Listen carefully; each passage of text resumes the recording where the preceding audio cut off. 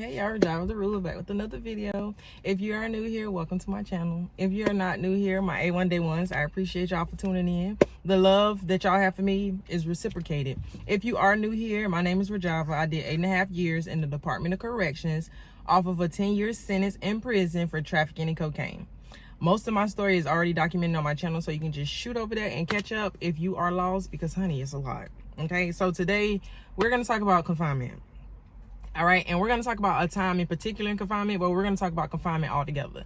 So confinement is lock, the whole solitary confinement is called a bunch of things, but basically confinement, that's what we're going to call it, lock. All right, so at Gaston, we used to call it the Red Roof Inn because the dorm that confinement was in, the top of it was red. So like if somebody was going crazy or acting crazy, we'd be like, oh yeah, you headed to the Red Roof Inn. Or if you was arguing with somebody and you didn't want to get in trouble, you'd be like, I am not going to the Red Roof Inn with you. So at Gaston, that's what we called it. Everywhere else, it was locked, confinement, the box, whatever, Sierra dorm, because that's what it was at Lowell. So I've been to confinement quite a few times. Out of the 8 years I was locked up, I think I got like 12 DRs, which 12 is not bad. There's people who go and they don't get any DRs, or they get like 1 or 2. So there are people who have a better track record than I do, but I got 12. Out of those 12 DRs, I think I went to lock 7 times. Now, a few of those DRs I got while I was in confinement. I remember when I went to confinement at Homestead, I got 3 DRs while I was in confinement. So that's why I have 12 DRs with only 7 stays in confinement. Out of all my DRs, I did not go to confinement for one of my DRs. But we're going to talk about when I got locked under gang investigation, right? So, of course, I live in Jacksonville, and I don't know if I've told you this before, but a lot of the people that I was cool with, my friends and stuff, a lot of them came from Jacksonville. Like, I don't know, it was just something about the vibe from Duval. Most of the people that I communicated with on a daily, people I consider my friends, they were from Jacksonville. So I hung out with a lot of Jacksonville people. Now, that was not the deciding factor on why I moved to Jacksonville. That's just the way it was. Like, they just really had some real people. Like, out of the people I ran into, they was legit. You know, the vibe was right. They was real individuals. They stayed out the way. They didn't bother people. They weren't into drama. They stood their own grounds when the time came. But they wasn't with all the foolery, which I was on the same type of time. So a lot of the people that I was cool with, my friends and stuff, were from Jacksonville. So we all hung together.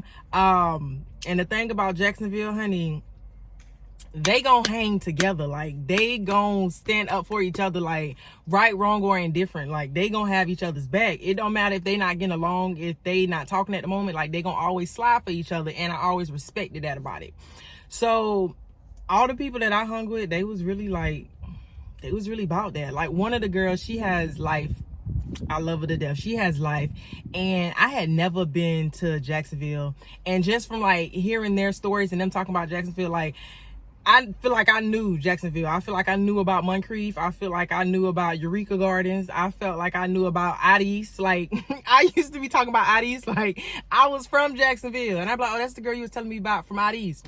So a lot of the terminology and stuff, like when I got out here, I was like, yeah, I've heard that 1,000 times. And she was from this place called The Bricks that's in Jacksonville.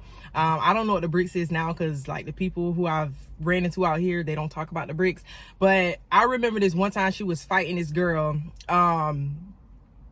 It was a crazy fight. It was really a crazy fight. And the girl, we're gonna call her Marissa, that I was cool with from Jacksonville. That is not her name, but Marissa was funny. She liked to laugh. She liked to tell jokes. Like, she was not filled with drama. She was not one of them people who walked around trying to start stuff with people. Like, she was real chill and cool. And her and this girl ended up getting into it. And it was so legendary in prison, because when she fought the girl, of course, you know, it wasn't much of a fight, but the whole time she was fighting her, she was like, this that brick shit. Like, and then she hit her and she was like, this that brick shit. So it was like, after she got out of jail, everybody used to always be talking about, oh, so that's that brick shit. But it was crazy, because she'll fight the girl, like, and the whole time she'll pause, and then she'll be like, this that brick shit. And she'll hit her a few more times. When the girl get up, she'll holler it out again. So it was just crazy. But I don't even know how I got on that story. But so I hung with them like all the time. Like, these was the people I was with every day, all day. And if you've ever been around people who are not really drama filled, but they bought their issue, or people who don't really start trouble, but they don't mind finishing it, those are the type of people that I was around.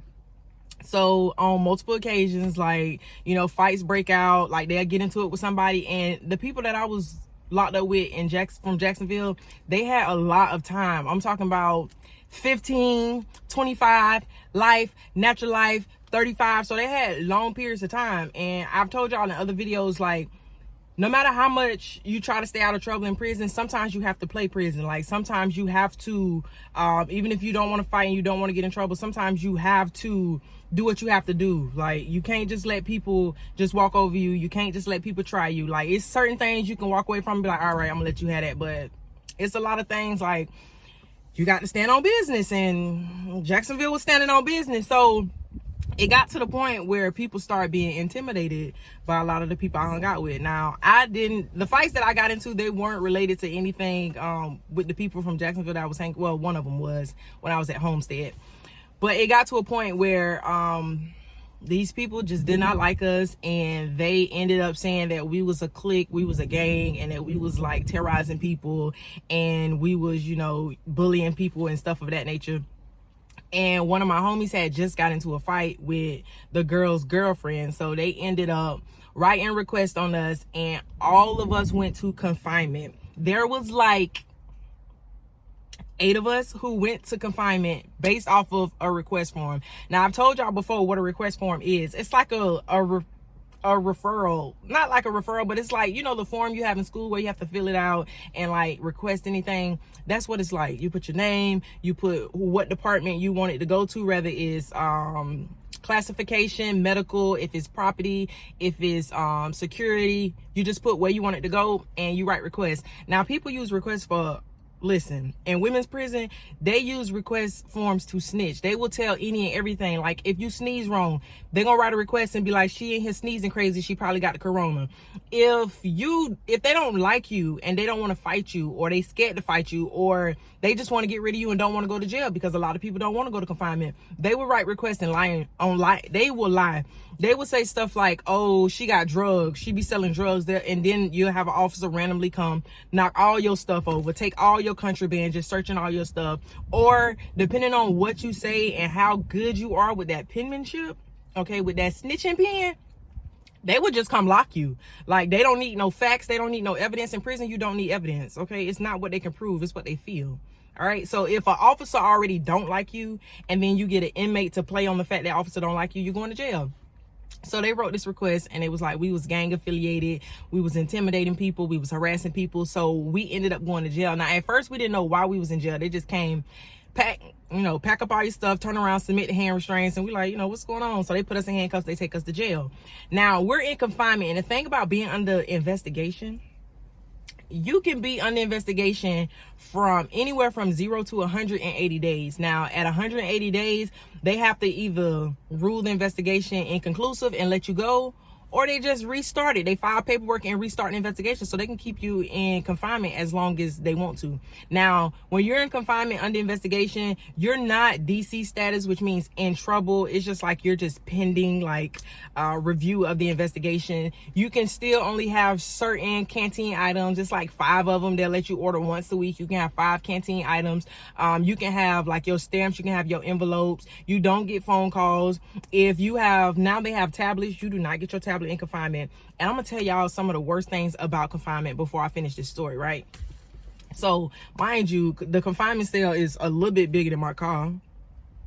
Actually, since this is an SUV, it's probably about the same size. Some confinements, you only have 1 bed in there when you're by yourself, and then most confinements, there's 2 beds and you have a bunkie. Now, I've told y'all before in one of the videos where I talked about confinement, a bunkie can make or break you, okay? You can get somebody that you vibe with and it make the time fly. Y'all could like rap, sing, y'all could tell stories. Like, some people is a vibe, and then other people is not a vibe. Like, they snore and they sleep, they smell, or they like miserable and they always complaining, or they have like, they pass gas a lot.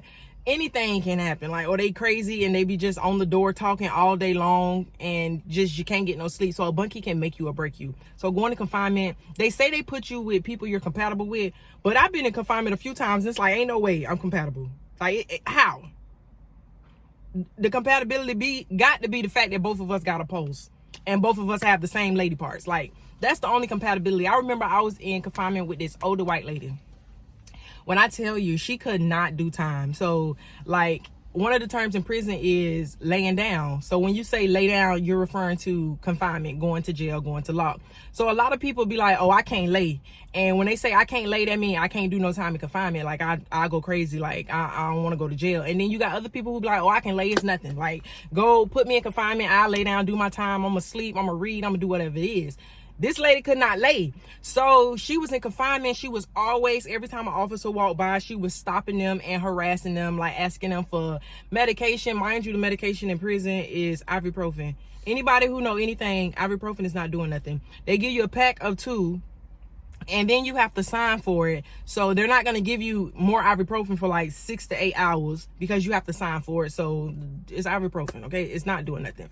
But she'll ask for like ibuprofen every time they come by. She'll ask for request forms every time they come by. She's always asking if she could see medical. She was doing psychological evaluations. Like, she was asking what time child would come in. And I know y'all probably like, well, she can ask this stuff. Like, I would be asking the same thing too. What you do not want to do nowhere in prison is aggravate the officer. You don't want to aggravate the officer. Yes, it's their job. Yes, it is. But you don't want to aggravate these people because guess what? If you have somebody on the floor that's always bothering the officer, always aggravating them, first of all, they're going to try to skip your dough.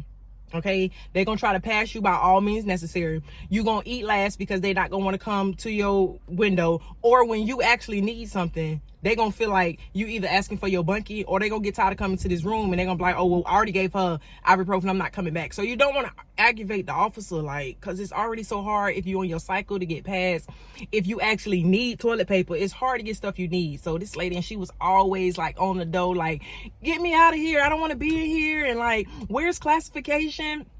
She could not lay, and she snored in her sleep, and she smelled. Like, you only take showers 3 times a week when you're in jail. You do not take showers every day. You take showers 3 times a week, and it's a whole process. Lord have mercy. So when it's time to take a shower, okay, so everybody in confinement on that pod has to take a shower, and there's like 4 showers upstairs. I'm gonna just talk about low because this is where I went under the gang investigation. So there's 4 showers upstairs because you have top tier and you have bottom tier. So for the people upstairs at the top tier, you have to shower in the 4 showers upstairs, and for the people on the bottom tier, there's 4 showers downstairs. So you have officers that come and they go to each cell and they have to cuff you and your bunkie. You get cuffed behind your back. So you have to get handcuffed behind your back. You have to grab your soap, you have to grab your rag, your towel, and the clothes that you're changing into while you're handcuffed behind you. Okay, and then they cuff you, then they cuff your bunkie, and then you have to back out of the cell while you're handcuffed. If you drop something, you better hope the officer is not an officer that your bunkie was aggravating, because they liable to make you leave it right there and be like, no, I got to keep moving, come on, it's time to shower. You either gonna shower or you're not gonna shower. So that's another reason why you do not want to aggravate an officer. So then you have to back out, you walk into the shower. Now mind you, the shower is wet because it's literally like, I would say probably 3 feet by 3 feet, and there's nowhere for you to hang something. There's nowhere for you to set your stuff down. So you go in the shower, you walk in first, and then they close the shower door and they lock it, and then you have to put your hands behind your back through the little flap that's about this big, okay, and they take the cuffs off you. Now you have to sit yourself down or try to fit your stuff in that little flap behind you. So most times you have to sit it on the ground that's already wet, that's already dirty, just already unsanitary. So then you take the shower. They literally, okay, this is not exaggeration, they literally give you 5 minutes. 5 minutes. And that's once they take the handcuffs off. So you still have to take your clothes off that you have on. You ain't gonna just throw them on the ground. So you got to, loop them through the bars, because it's all bars. They make sure nobody's on the door so they can't see you while you're showering, because if they catch you on the door anytime during shower time, you forfeit your shower. So like, you sitting there waiting, trying to see where they at. Okay, they got like 5 people in front of us. If they see you on that door, they're gonna say cell 2102. You forfeit your shower. So nobody's on the door. People still go to the door, but you're risking forfeiting your shower. So you have 5 minutes. That's taking your clothes off. That's turning the water on, lathering up. If you want to wash your hair, that's including washing your hair. And that's including turning the water off, rinsing off, drying off, and putting your clothes on. Okay? And you on a time like this. So they not playing. It ain't no, oh, I'm going to take my time because I'm already in the shower. Yeah, you're going to get another DR and you're going to stay in confinement longer. Or they're going to tell you forfeit your next shower. So, like, you got 5 minutes. So when I was on TikTok and I seen people like, oh, how long does it take you to take a shower? And people like, oh, I'll be in the shower for like 35 minutes. I'll be in the shower for 30 minutes, 45. I even seen a post where somebody said they took 2 hours. Listen, honey, I take longer showers now because I can, but I can bathe in 5 minutes. I could take a shower in literally 5 minutes. So now I don't because I don't have to rush, but you learn. So one of the tricks that we do is you take your bra and your panties off. You don't go in there with that stuff on because that kills time. So you already ain't got that on. Okay. So you just got a shirt and you just got your shorts on so you can hurry up and you done. Like you undressed. Okay. Like your hair already up in the ponytail. If it need to be up in the ponytail, like you already strapped and ready to go when you get in the shower. So showers is crazy. You get 3 showers a week. Honey, you do not get to shave while you're in confinement. Now at Gaston, which is in Quincy, Florida, they give you a raise and they let you shave in the shower. And I say Gaston give you a little bit more time. Like out of all the places I've been in confinement, been to jail, I would say Gaston, I say everywhere except Lowell. Like they give you a little bit more time. Hernando was the best with showers, and so was Gaston. You get probably like 7-8 minutes. And I know y'all like 3 extra minutes. Honey, when you used to bathing in 5 minutes, them 3 minutes be like, oh, y'all nice over here. Y'all all humane and stuff. Look at y'all giving us 3 extra minutes. Lowell not playing that. Lowell is not playing that. Lowell is maximum security. Like that's what a life was, 25 plus life. That's what death row at. Like, play with Lowell if you want to. You're liable not to shower. So the showers is crazy. Then you got all this going on. Now, mind you, when they take showers, there's multiple quads of confinement. So you got quad 1, I think it's 2 and 4. So there's 2 quads. So while the officers are over here showering the inmates on this quad, I hope you don't need nothing over there because showers take a few hours because you got to do that for everybody. I hope you don't need nothing on the other quad because they know officers over there to assist you. Because they over there assisting with showers. So please don't have no emergency. Because you're going to be there a while. So you have the bunkie. Hopefully, you know, they're a good bunkie. Then you have the showers that's, Lord have mercy, God. Taking a shower every day is a luxury. Okay, when I tell you I eats the water up now, it's a luxury. So the showers is crazy. They feed you 3 times a day. Food is trash. Okay, the best meal in prison is breakfast. You can't really mess breakfast up. You can, but breakfast is the best meal. It tastes the best. I mean, it's literally just like, you know, just add a little, you know, scramble, boil, add water to the oatmeal. So breakfast is the best meal in prison. Honey, you getting up for breakfast because you have to get up and grab your tray and you eat. They go around and feed everybody. But lunch and dinner, it's mystery meat. Okay, the food is not good, but that's all you got because you in confinement. You can't have no canteen. Even if you got $1 million, if you rich and you got all the money in the world, you still have to eat the food from the prison because you ain't getting no canteen in there. Now, remember my other video when I talked about hustles in prison?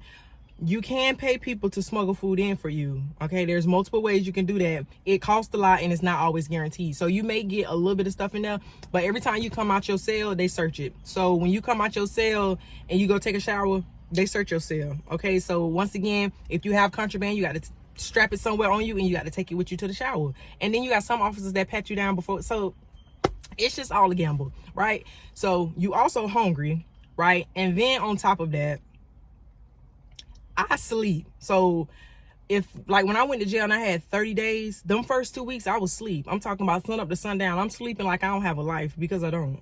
I'm in confinement. I don't have a life. So I'm going to sleep them first 2 weeks away. Honey, like it's nothing. Them first 2 weeks is going to fly by. I'm only getting up to eat and go back to sleep. Them last 2 weeks, it's a little struggle because you can only sleep so much. I know y'all think y'all, you know, I can sleep. You can only sleep so much unless you're on psychotropic medication. Now, them people who on psych meds, I used to be so jealous because they sleep their whole time away and don't even know. The people be knocking on their door saying it's time to go, and they be like, oh, what? Yeah, get up. Get up. Like, you don't know. You want me to go for you? But that second 2 weeks, I'll read, I'll write. Like, I'm talking about you being that exercise and you do all kind of stuff. Like, I done had full conversations with people. I done planned out a grocery list way at home. Like, you do everything in your power, but there's literally, like you and I told you, the cell is about the size of this. You're sharing it with somebody. There's one toilet there. So you and that person is using the same toilet.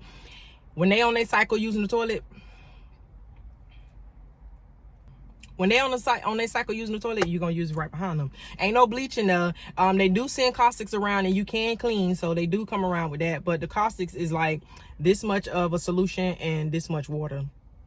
The bleach don't smell like bleach. You can smell all of them. You don't know the difference. And they stand right there at the door while you spray everything down. So they give you the bottle. You got to spray everything. And you got to pass it back. They give you a broom, stuff like that. You can clean every day. It is officers that come around for you to clean. So they do let you clean. And it just is, you really don't have nothing else to do. Like, and then you have inspection ready, right? So anytime from work call, which is like 8 o'clock in the morning, to about 4 o'clock, which is your work duty, you have to be, your bed has to be made. You have to be fully dressed, and you cannot be under a blanket. Not at all. So if they walk around and catch you under a blanket, you can get a DR. Most of the time they just tell you that they gonna write you up and all this other stuff, and they make you make your bed. Or you can get a CC, which is like, it's not as bad as a DR. It's like a detention slip I've explained to y'all before, where they can take some of your game time. So even though you're in confinement, they can still take more game time when you get out. So you cannot be under blanket. You have to be inspection ready at all times. So it is cold in confinement. Like, confinement is colder than anywhere else, and you cannot get under a blanket from 8 to 4. You cannot get under the blanket. You cannot get in your bed. And it's confinement. It just sucks. The worst part for me is the showers and being hungry. I listen, okay? The showers and being hungry, because I want to shower. Especially if you're on your cycle, you're still not showering. Monday, Wednesday, Friday. That's when you shower. You're not showering over the weekend. Every Monday, Wednesday, Friday, that's when you're taking a shower. So let's go back to this story, right? So they done, came in the dorm, submit the hand restraints, turn around and cuff up. That's what they love to say in prison. Turn around and cuff up. So you in confinement, we in handcuffs, and like we see, because I'm in Mike dorm, so you can stand on the door and see somebody going to jail, because like the doors is all glass, so you can see somebody being walked out of handcuffs. So we see one of our friends, we like, well, what's going on? A few minutes later, we see them come grab another one. We like, hold up. And then after they grab the other friend, so when you hang with people, after you see like 1 or 2 of your people go, even if you ain't did nothing, your mind go to telling you, they coming for me, ain't them? Y'all finna call my name, ain't them? And they did. So they end up taking like 8 of us to confinement because they said that we was a gang. So we get in confinement, and you have to wait on classification, because that's who does the investigation. So we was waiting on classification to come. Like, they couldn't tell us nothing. Oh, you just pending under investigation. At first we didn't know why we was in jail, but when they locked all of us at the same time, then we knew it was some type of investigation. And when I ended up talking to classification for me, because you got to talk for yourself, you can't talk on behalf of nobody else. When I ended up talking to classification, they was talking about gang affiliation. My co-defendant, the gift that keeps on giving, my co-defendant was listed as a gang member. And when I got to prison, it was like I was at prison for probably a couple months, and they ended up calling me down to classification, and they had a mugshot of my co-defendant. They were like, do you know this person? And if it wasn't for the fact that he was listed as my co-defendant, I would have told them no. Like, y'all know I know this person. So I was like, why am I down here? And they were like, do you know this person? I was like, and I just looked at them and I was like, can you tell me why I'm here? And they were like, well, this is your co-defendant, isn't it? And I was like, I wouldn't say ain't that in black and white in my discovery, but I was like, yes. So they was like, oh, he's been locked under gang investigation, da, da, da. So I'm looking at them like, what they got to do with me? Do you see a ring on his finger? You do not see a ring on his finger. I am not married. I don't talk to this man. You don't see no communication between the two of us. So why am I down here? Now, I didn't say this because I ain't want a DR, just because you can't be feisty in prison. So they're like, he's under investigation, blah, blah, blah. So they ended up raising my housing. And it is in my file that I have gang affiliation. Okay, so they had me sign this paperwork saying that I was not in the gang. They had me sign this paperwork saying that I was not affiliated with him and all this other stuff like that. So I was asking them, and I was like, well, you know, when will this be revisited? Like, and it was like, well, as long as you do your time, you don't have any instances, you're good. So I'm like, okay, cool. So when they came and locked us in classification, said under gang investigation, I'm like, y'all got to be kidding me. Like, that was the first thing I thought of, and I'm like, Lord have mercy. Now what I'm supposed to explain to these people, like, oh, these people just don't like us, so they wrote a request saying that we was bullying them, that we was in a gang. We was not in a gang. I've never been in a gang. I just don't see I don't see the point in the gang. Like, I don't really like people telling me when to fight, who to fight, if I need to shoot somebody and all that. Don't tell me what to do. If I fight somebody, it's because I want to fight them. So I've never been a gang person, but we was locked under investigation as a gang. We sat there for like, how many days? It was like 20-something days that we was in confinement under investigation. So we ended up getting out of confinement because they had no evidence. They had nothing. Like, y'all just locked us off of these people were. And we was in confinement. And the worst time to be in confinement is when you do not know when you're getting out. Investigation is the worst. At least when you go to the DR, they tell you, I sentence you to 10 days, 15 days, 30 days, 60 days, 45 days. They tell you to whatever days they sentence you to. And when you're under investigation, there's no time frame. So you're literally anywhere from here to 180 days. And I told y'all they could restart it at 180 days. So we was just in there like going crazy. So we was all in the same pod together. So another thing that's interesting about confinement, you have people who they talk on the door all day long. Now, you're not supposed to talk. There are cameras, video and audio in confinement. So they will listen in. They'll come over the intercom and be like, hey, y'all need to be quiet before we lock y'all down, turn the lights on, especially if it's nighttime. They used to kill us because if people was talking, they wouldn't stop talking. At night, they would turn the lights on. I'm talking about like a spotlight. You trying to sleep. And they leave it on for hours. So you may be in there like, oh, I don't care because we talking and everything. But I promise you them lights going to stay on longer than you going to be in there talking. So people be rapping on the doors. They be talking, like they be gossiping. They be telling teas. Like, it is interesting to listen to people talking in confinement. It makes the time go by because it's like the only form of communication. And they had all of us in confinement. Like, everybody, all my friends, we was all in confinement. So we really did stay on the doors all the time, talking and rapping and making jokes. And one of my homies, we just gonna call her Tanisha. She is so funny, bro. Like, funny for no reason. So she was just like cracking jokes, and like she was cool with officers. So she would like even crack jokes on officers and stuff because she was just like funny and a big goofball. So she made the time go by so easy. But we ended up getting out of jail off of that gang investigation, and we went back on the compound, and the people knew they was lying. So the girl who lied and wrote the request because her girlfriend got beat up, her girlfriend ended up getting shipped to another compound. So because they lied. Because why y'all lied on us?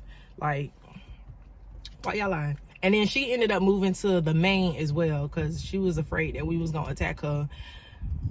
We was not gonna attack her. Like, Marissa probably would have beat her up, but we wouldn't have jumped her. Like, somebody would have beat you up, but we wouldn't have jumped you. It just would have been a regular fade. Like, you tell on somebody and you put like 8 people in jail, like, somebody was gonna put hands on you, but we weren't gonna jump you. It ain't because we was a gang. It's just because you put people in jail for nothing. But confinement is horrible. So don't it's being in jail while you in jail. Like, you go from this big little community, it's not big, but you go from the community to a cell that's like 4x6, very small, with a toilet. Now, the only thing I can say about confinement that I do appreciate is the toilets are stainless steel, so it don't hold, so they say, it don't hold too much bacteria. It's easy to clean. It's so I did like that. And those toilets suck down anything, okay? Like, I'm talking about when you flush those toilets, it be like it take the whole bottom out of it. And you can also talk through toilets, but that's a whole nother video for a whole nother day. But one other big thing about being in confinement that I hated is being thirsty. You are so thirsty. And then, like, there's a sign above the sink in the bathrooms. Well, not the bathrooms, but above the toilet in the room that says, do not drink the water. Water is possibly contaminated. Do not drink. But you get so thirsty that you have to, because I know y'all been hungry, but there's nothing like being thirsty. Like, being hungry does not compare to being thirsty at all. You can go longer without eating food than you can without something to drink. Okay?